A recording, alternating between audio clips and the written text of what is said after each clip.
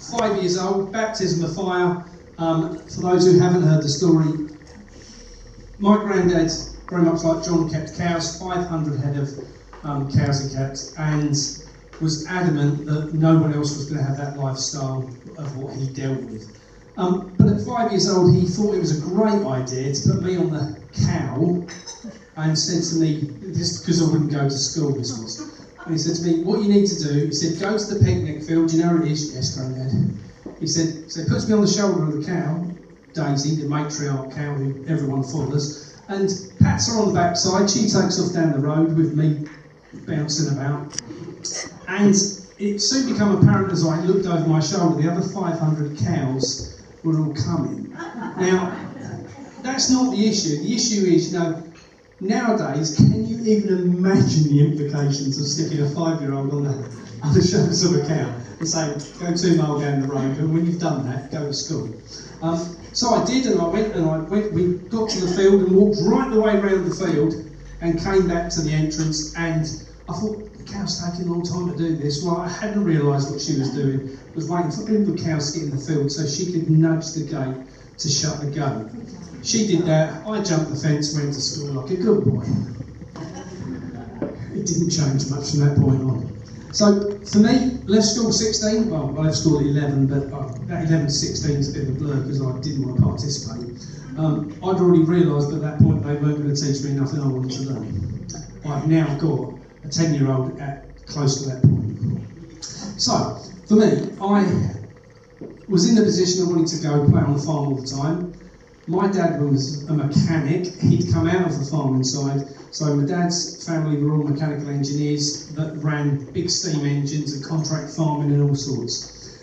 Dad was adamant, no way am I ever going to step foot in farming, but that's my dad.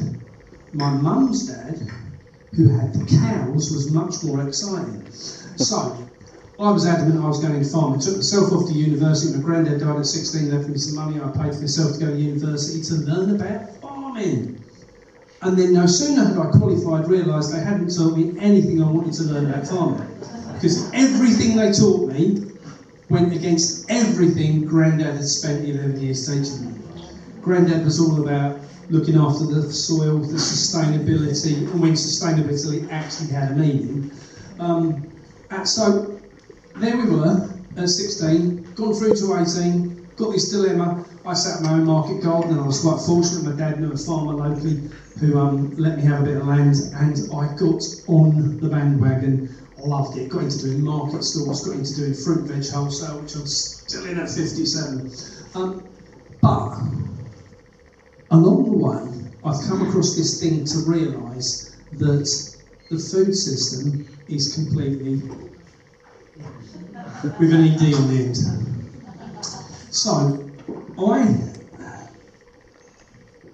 decided somewhere down the line to probably be like a lot more people need to be, and I do say this is the time people need to put their big boy and big girl britches on and speak to everybody they know about what's actually going on in the world, because if not, you could quite easily drift the wrong direction, and I'm all for going the right direction.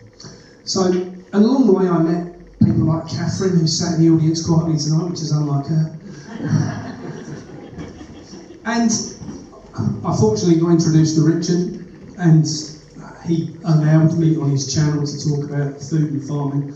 And through that I've met people like John. And across the country now we've got this network of people that it's becoming quite clear just want to make a difference. And that difference has got to come from the bottom up, and it ain't going to come from the top down. So, I made a decision this year that I was going to grow lots and lots and lots of vegetables. Now, I'm an organic grower.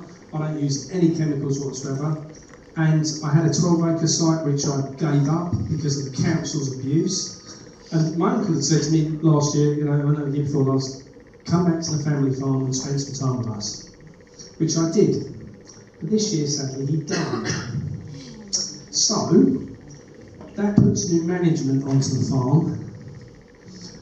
Management don't have the same thoughts and feelings towards things like I do or that he did. he was very awake, and I was very blessed that he would quite happily say anything I suggested. Do you think we should get some cat? That's a great idea. Do you think we should breed some turkeys for Christmas? That's a great idea. Anything, because he understood it was about the food. So, excuse me. So, took the time at that point when he died to think, okay, I've got a few tour dates launched, and I thought, well, what about if we just went on the road for 6 months? 6 months, let's just go and do a tour and talk to people and see what happens. Now, what's come out of it for me is that the opportunities, Grandad always used to say adversity equals opportunity. And that was something he drilled into me from a young age. So I'm on the road now looking for that opportunity. So that's, for me, that's where I'm now heading as we're travelling around the country. We're going Land's End to John and Rhodes. Gloria at the back there has ended up come touring with me. Because couldn't really leave you at home 6 months, could have done. So, where do I fit in to what's going on in the food system? So, for those who don't know what's going on, the food system is completely and utterly in tatters. As a system, it doesn't work at all, in my opinion. The farmers get shafted, the public gets shafted, and all the profits sit within the supermarket or the supply chain. People like John, who have made a conscious decision that they don't want to play that game anymore, have stepped out, produce a lot less, but earn a lot more. And in theory. My soul's full. And a lot of the farmers I'm going around talking to, they are just so trapped and embedded into the system. People say, I want these farmers standing up more. They're terrified. They are absolutely terrified of what's coming. I belong to, on the WhatsApp group for Farmers to Action. And I don't know if anyone's come across the group. They're a little bit more militant than, let's say, some of the other groups. And they're taking action. And some of the farmers on there are terrified because they're just starting to wake up to what's actually happening. And they're starting to realise if they do not deal with this very quickly, that they will not have a farm. Now, as I always tell them, look, there's a reason the government wants to get rid of you. Because farmers will never agree on anything with each other. Is it fair to say, John? Just total waste of time. They can't agree on getting out of a paper bag, right? So trying to get them to agree on standing up against the government isn't going to happen until they're pushed. But by the time they're pushed, it's too late. So, what we're seeing is they're desperate to find a new solution.